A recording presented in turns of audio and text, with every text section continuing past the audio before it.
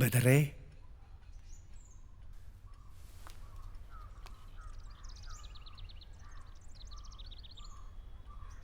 നാരായണ ഗുരുവായൂരപ്പ, ക്ഷമിക്കണം, വേഗം അണച്ചോളാം. ശീലായിപ്പോയി, അതുകൊണ്ടാ. അതിനെന്താ, അച്ഛനും ഞാനും വിശ്വസിക്കുന്നത് ദൈവത്തിലാ. പിന്നെ ഈ അഗ്നിനാളം എരിയുന്നതും പടരുന്നതും നമ്മുടെ മനസ്സിലല്ലേ. അച്ഛൻ്റെ പ്രാർത്ഥനയ്ക്ക് ഈ വെട്ടവും എനിക്ക് സ്നേഹിക്കാൻ എൻ്റെ അച്ഛനും നിറവോടെ തെളിഞ്ഞു നിൽക്കണം. ഇന്ന് മാത്രമല്ല, എന്നും. നമ്മളെപ്പോലെ ഒറ്റപ്പെട്ടു പോയ ഒരുപാട് പേരെ നമുക്ക് കൂടെ കൂട്ടണച്ചാ. ഒരു കൂട്ടുകുടുംബം, പരസ്പരം സ്നേഹിക്കാൻ പറ്റിയ ഒരുപാട് പേരുള്ള ഒരിടം. അങ്ങനെ ഒരു വീട് നമുക്കും വേണ്ട അച്ഛാ. പൂത്താഴത്ത് മൈദീങ്കോയുടെ മകൾ.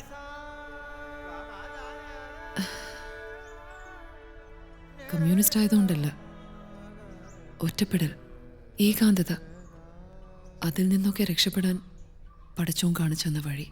മോളുടെ നല്ല മനസ്സ്.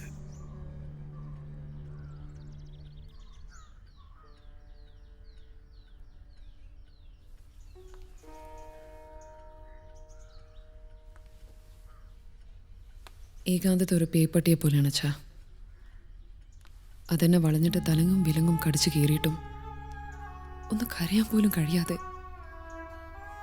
1.5 വർഷം. ഞാനും കേട്ടിരുന്നു ആ ദുരന്തം.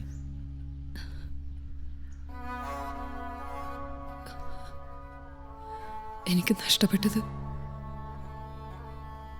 എൻ്റെ പൊന്നാര മക്കളെ 1 അല്ല 2 പേര്. പിന്നെ എന്നേക്കും. വിഷമിക്കരുത് മോളെ. നിന്റെ അച്ഛ എന്നുള്ള ഈ വിളിയില്ലേ, അതിലൊരു തണലുണ്ട്. അത് മതി ഇനി എനിക്ക്.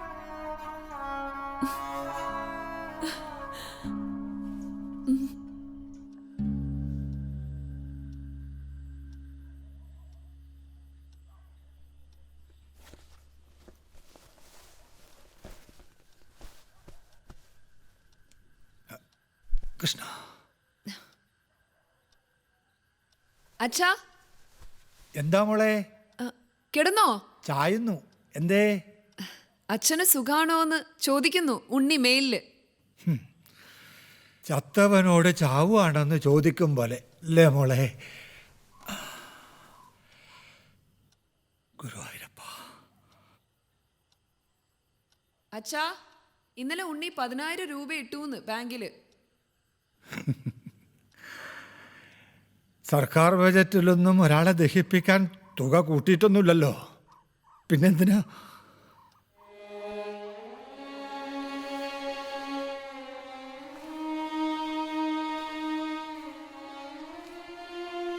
അച്ഛൻ വെറുതെ ഓരോന്ന് ആലോചിച്ച് കൂട്ടുന്നോണ്ടാ. വെറുതെയോ? 21-ാം വയസ്സിൽ ജോലിക്കെന്നും പറഞ്ഞവൻ കടൽ കടക്കുമ്പോഴും ഞാനിവിടെ ഒറ്റക്ക. ഒരേയൊരു മകന്റെ ജീവിതം കണ്ടു നിൽക്കാനുള്ള കൊതി കൊണ്ട് ഞാൻ അവനോട് യാചിച്ചിട്ടുണ്ട് ഒന്ന് വന്നേച്ചു പോകാൻ. വർഷങ്ങൾ എത്രയായെന്നറിയോ? എന്നിട്ടിപ്പോ പണം അയക്കുന്നു. അച്ഛാ, അച്ഛൻ കിടന്നു.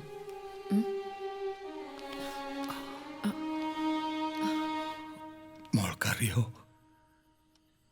ഒരു കുഞ്ഞിക്കാലത്തോടെ ഞാനും എൻ്റെ മാധവും കാത്തിരുന്നത് 14 വർഷം. ഒടുവിൽ അവനെ പെറ്റിട്ടപ്പോഴാ എനിക്കെൻ്റെ മാധവനെ നഷ്ടായത്. ആ കടം വീട്ടണമെന്ന് പറയാ അവനോട്. പണമായിട്ടല്ല, ഒരു കനൽത്തീയായിട്ട്.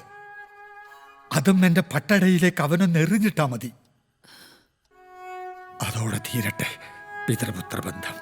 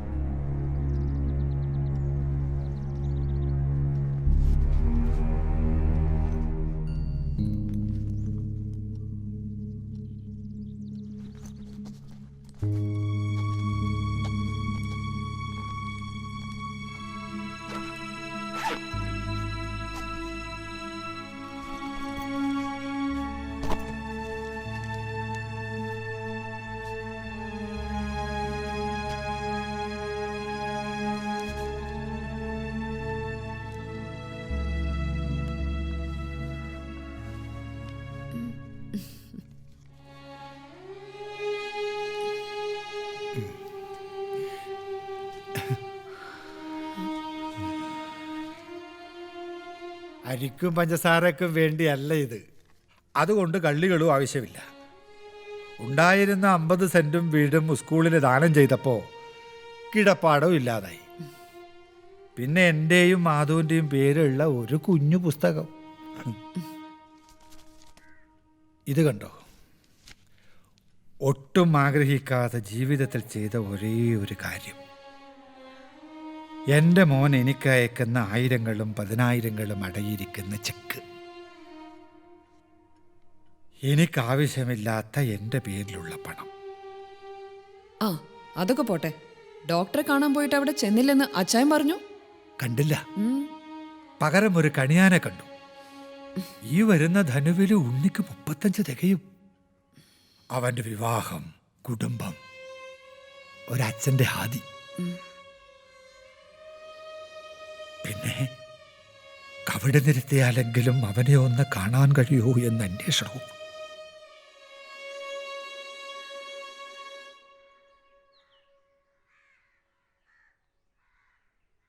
ഇത് എന്തിരിപ്പാ ഉലഹന്നാനെ, എഴുന്നേറ്റ് വന്നേ.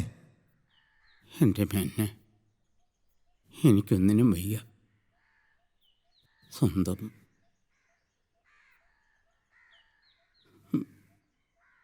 കൂടപ്പിറപ്പിന് പൊരാളാ കിടക്കണത് എന്ന് പറഞ്ഞാൽ എങ്ങനെയാ? കാര്യങ്ങളൊക്കെ നീക്കണ്ടേ? നാട്ടുകാരൊക്കെ ഓരോന്ന് ചോദിച്ചു തുടങ്ങി. നാട്ടുകാർക്കെന്താ ഇവിടെ കാര്യം? അത്യാവശ്യമുള്ളവരോടൊക്കെ പോവാൻ പറഞ്ഞേക്ക്. ആരെയും നിർബന്ധിച്ചില്ലല്ലോ. അച്ഛൻ്റെ മകൻ ഉണ്ണി വരുന്നാ പറഞ്ഞത്. അതുവരെ കാത്തിരുന്നേ പറ്റൂ. ഇപ്പോഴെങ്കിലും ഉണ്ണിക്ക് വരാൻ തോന്നിയല്ലോ.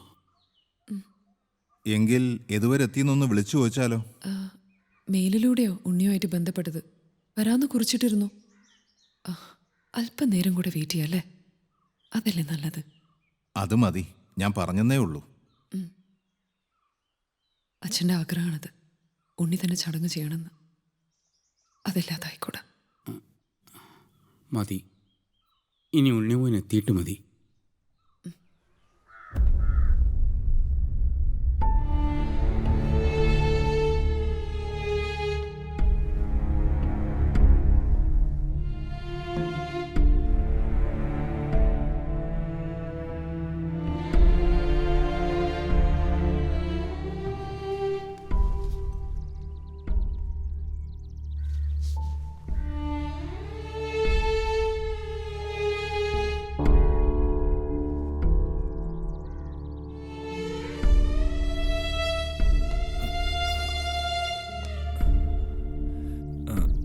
ബദറുന്നിസ,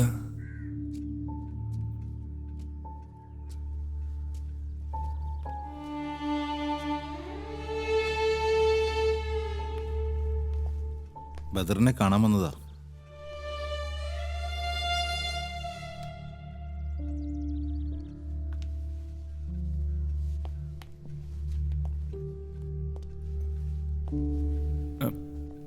ഞാൻ മാഡം മെയിൽ ചെയ്യുന്നത് എനിക്കാ. ഉണ്ണി,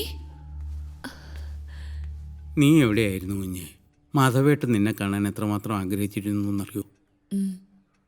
ഉണ്ണിയെ വലിയ ഇഷ്ടമായിരുന്നു അച്ഛന്. ഒരൊറ്റ ആഗ്രഹമേ അച്ഛൻ പറഞ്ഞിരുന്നുള്ളൂ. ഉണ്ണി തന്നെ ചിതക്ക് തീ കൊളുത്തണമെന്ന്. വന്നല്ലോ നീ. എന്നാൽ ഇനി വൈകിക്കേണ്ട, ചടങ്ങുകൾ തുടങ്ങാം. വാ മോനെ. സോറി, എന്നെ വിളിക്കരുത്. ഈ ചടങ്ങ് ചെയ്യേണ്ടത് ഞാനല്ല. അച്ഛന് വേണ്ടിയല്ലേ ഉണ്ണി? അതുകൊണ്ടല്ലേ എത്തിയത്. വന്നൊന്ന് കാണണമെന്നേ ഉണ്ടായിരുന്നുള്ളൂ. വന്നു, കണ്ടു, കഴിഞ്ഞു. ഇനി ഉണ്ണി, അച്ഛൻ്റെ അവസാനത്തെ ആഗ്രഹമായിട്ടെങ്കിലും നിനക്കത് ചെയ്തൂടെ? കഴിയില്ല. ഇപ്പം ഞാനൊരു ഹിന്ദു വിശ്വാസിയല്ല. ഞാൻ മതം മാറി.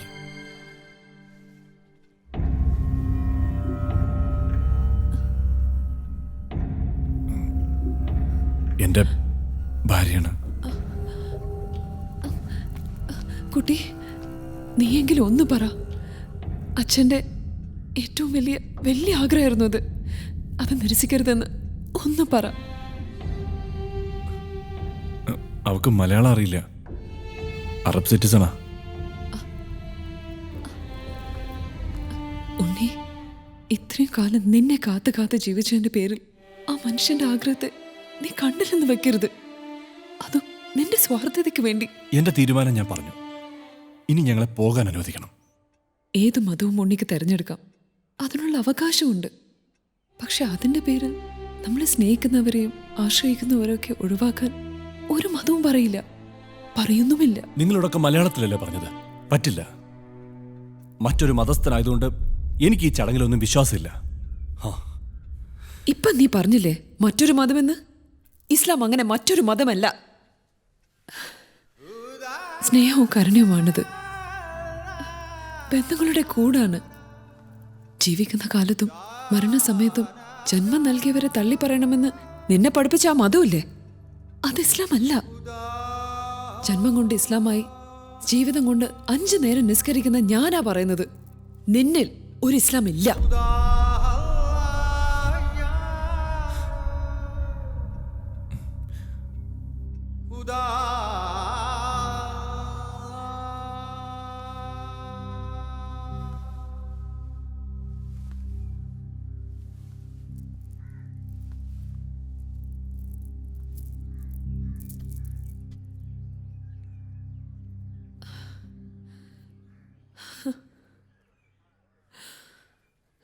മേനോ ചേട്ടാ, അവനോടും അവന്റെ ബീവിയോടും ഇറങ്ങി പോവാൻ പറ.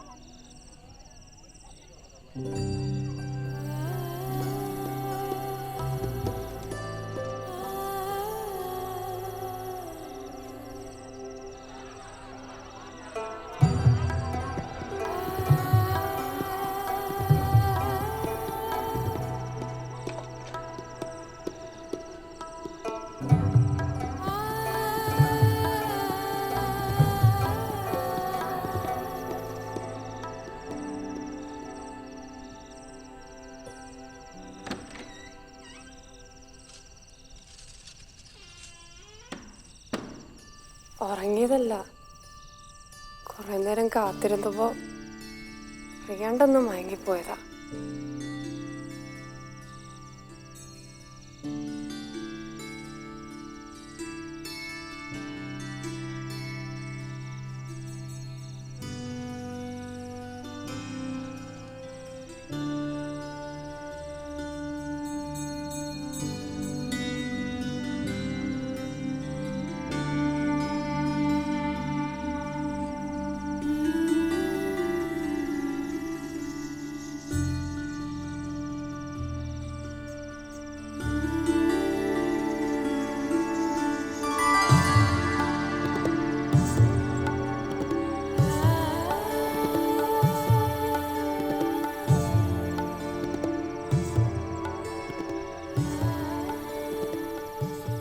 എന്തിനാ വരയ്ക്കണത്?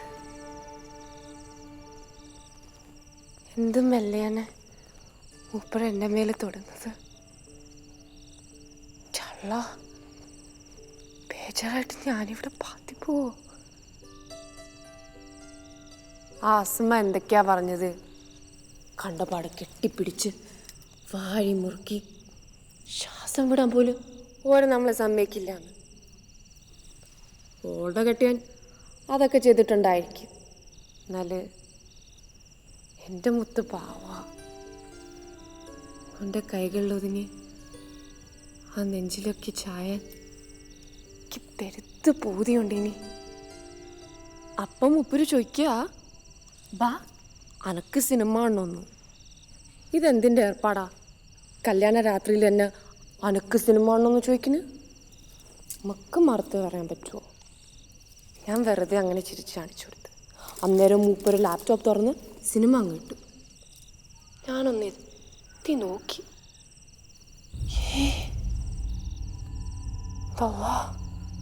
തലാക്കിലെ സിനിമയാണ്.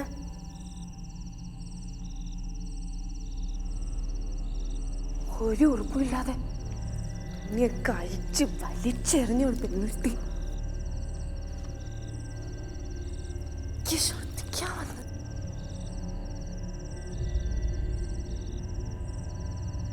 അവളെ തിരിച്ചു നിർത്തിയിട്ട് ഷാള് കണ്ട് കൈകൾ രണ്ടും കുലുക്കിയിട്ട് കട്ടിലൊക്കെ കിട്ടിയിട്ട്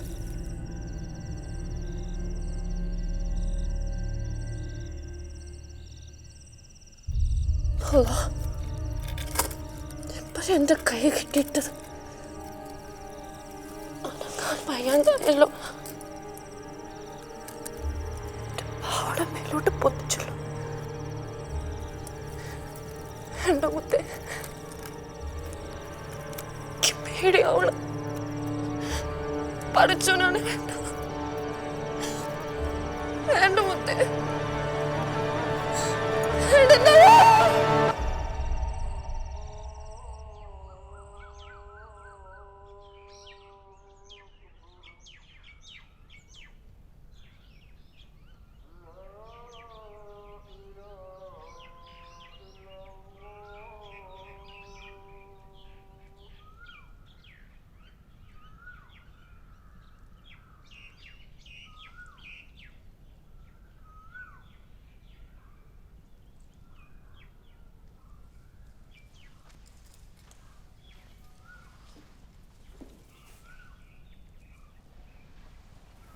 ഞാൻ എന്താ എൻ്റെ ഇക്കോട് പറയാ? 2 വയസ്സുള്ളപ്പോൾ മുതൽ മൂപ്പര് തോളിലിട്ടെന്നെ എന്നെ കൊണ്ട് നടന്നീന്.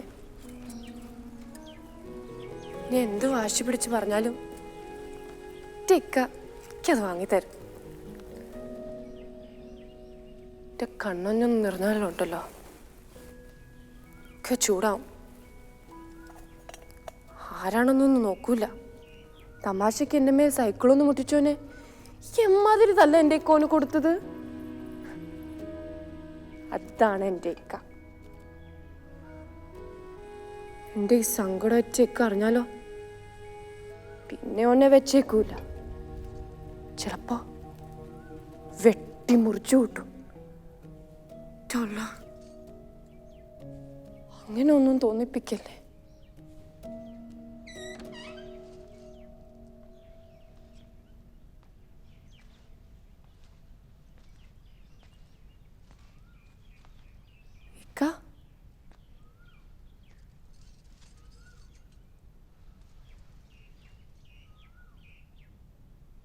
നീ ആരോട് ചോദിച്ചിട്ടാ നേരം വെളിച്ചാമ്പത്തന്നെ ഇങ്ങോട്ട് പോകുന്നത്? അല്ല ഓൻ്റെ ഉമ്മ പറഞ്ഞു, ഓൻ സമ്മതിച്ച അല്ല എന്നേ?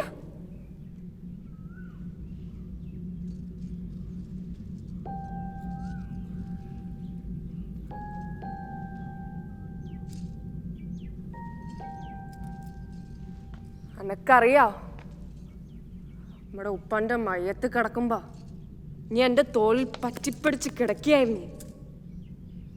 ഉമ്മയില്ലാതെ എൻ്റെ സങ്കടം അന്നെ ഞാൻ അറിയിച്ചിട്ടില്ല. ഉമ്മക്കായിട്ട് ഒരു കാശുണ്ടാക്കി വെച്ചിട്ടല്ല ഉപ്പ പോയത്. അതെനക്കറിയാം. എന്നിട്ട് എന്തെങ്കിലും കുറവ് അനക്ക് ഞാൻ വരുത്തിയിട്ടുണ്ടാ?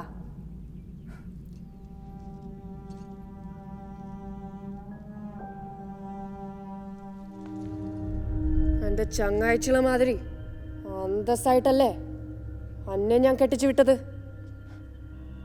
എന്റെ നിക്കാഹ് നടത്തിയ വകയില് എത്ര ലക്ഷം റുപ്യ കടാണെന്ന് നിനക്കറിയോ?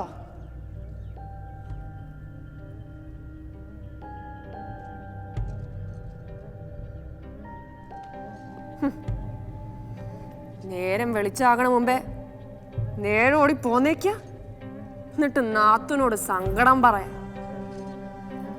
ഐഷല്ല എൻ്റെ അടുത്ത് പറഞ്ഞു, ആണുങ്ങൾ ഇങ്ങനൊക്കെ തന്നെ ഇരിക്കും, അവർക്ക് ഇറങ്ങിയിടം ഉണ്ടാക്കാതെ അവിടെ തന്നെ കഴിയുക. പെണ്ണുങ്ങൾക്ക് പറഞ്ഞിട്ടുള്ളത് അതാണ്, അല്ലാതെ അവിടെ നിന്ന് ഇങ്ങോട്ട് പാഞ്ഞു പോഴലല്ല.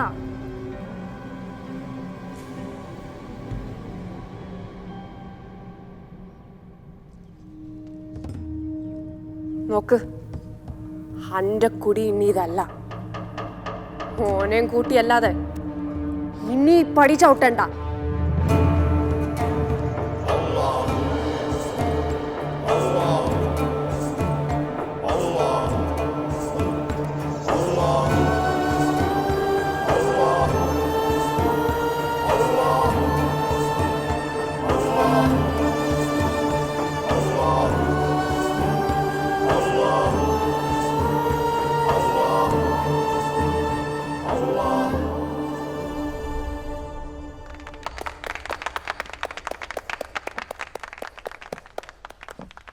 കലക്കിയ മോളെ,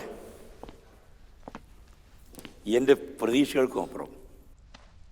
ഇനി ഒരു ചേഞ്ചും ഇല്ല. നിനക്ക് ഇമ്പ്രൂവൈസ് ചെയ്യാം ഇഷ്ടം പോലെ.